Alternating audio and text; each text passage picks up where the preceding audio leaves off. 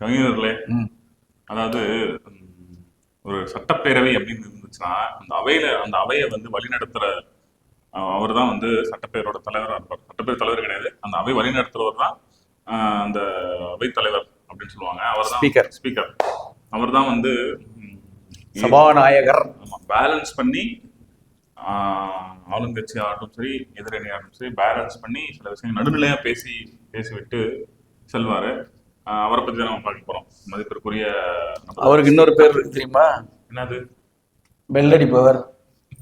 கவிஞர்ல இப்போ எதிர்கட்சி பேசும்போது தானே.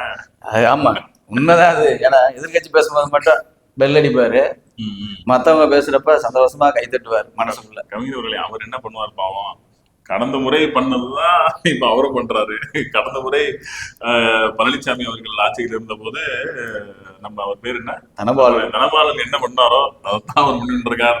நம்ம ஒன்றும் பண்ண முடியாது, சரிங்களா? அது வாழையடி வாழை வரப்போல 100 நாள் வேலை மாதிரி இது மாறி மாறி வந்துட்டு தான் இருக்கும். கஷ்டமப்பா. ஆமா, என்ன அவர் என்ன பேசிருக்காரு, என்ன பேசிருக்காரு என்னன்னு கேட்டீங்கன்னா, அப்பாவு ஒரு டென்ஷன் ஆயிட்டாரு போல இருக்கு. எப்பயுமே ஒரு அமைதியா உட்காந்து அப்படியே தூக்க கலக்கத்திலே இருந்துதான் அந்த சட்டசபையோ அந்த சபையை ஓட்டுவாரு. இப்ப இந்த தடவை ரொம்ப கோவப்பட்டாரு. சட்டப்பேரவையா? சட்டப்பேரவையா? அது என்ன பேரவை அது? வெளியில இருந்து பெட்டி கொடுக்கும் போதா? அப்பயே வந்து தூங்கி தான் போடுவார். ஆனா வெளியே வந்தோடனே அவர்கிட்ட கேள்வி கேட்டவுடனே சடக்குன்னு கோவம் வந்துருச்சுங்க.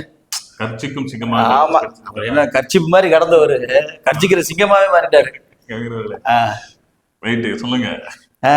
அதனால அவர்கிட்ட கேள்வி கேட்டவுடனே என்ன சொல்லிட்டாரு முதல்வரை பத்தி. முதல்வர் வந்து ரெட்டை வேடம் போடுகிறாருன்னா அவனே எங்க முதல்வருக்கு ரெட்டை வேடம் போட வேண்டிய அவசியம்லாம் கிடையாது, அவர் ஒன்றும் நடிகர் இல்லை அப்படின்னு சொல்லி மறைமுகமா தமிழக வெற்றி கழகத்தின் தலைவர் விஜய் அவர்களை தாக்கி இருக்காரு. இதை பத்தி நீங்க என்ன நினைக்கிறீங்க?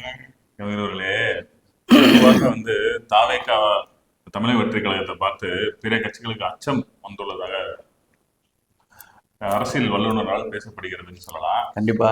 ஏன் அப்படின்னா வந்து இப்ப வந்து மிகப்பெரிய தலைவர்கள், ஆளுமையான தலைவர்கள் தற்போது இல்லை. கலைஞராகட்டும் சரி, கலைஞராகட்டும் சரி, புரட்சி தலைவர் அம்மா அவர்களாகட்டும் சரி, இப்ப இல்லை. ஸோ அவங்க இருந்த காலகட்டத்தில் இருந்த கட்சிகளோட கட்டமைப்பு இப்ப மாறி அடுத்த கட்ட தலைவர் கையில வந்திருக்கு. ஸோ இப்போ வந்து ஒரு உண்மையிலே ஒரு வெற்றிடம் தமிழகத்துல உள்ள இருந்தா சொல்லலாம். ரஜினி அவர்கள் சொல்வது போல சிஸ்டம் சரியில்லை, அந்த மாதிரி. கண்டிப்பா கண்டிப்பா. அவர் சிஸ்டம் தெரிஞ்சுட்டு அவரு சிஸ்டத்தை மாத்திட்டு மொத்தம் சொல்லி ஓடி போயிட்டா தலைவர்.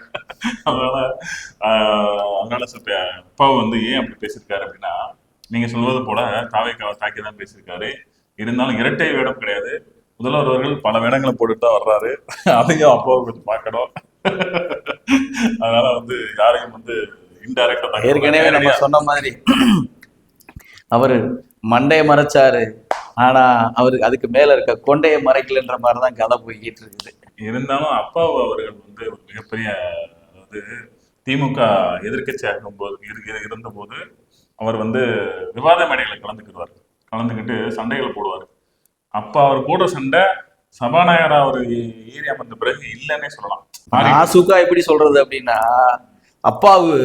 அப்பாவுக்காக அப்பாவா ஆயிட்டாரு அப்படித்தானே சொல்லலாம். வேற லெவல். அப்பாவுக்காக அப்பாவா மாறிட்டாரு, அப்ரூவரா மாறிட்டாரு. அப்படி போட்டுக்கங்க.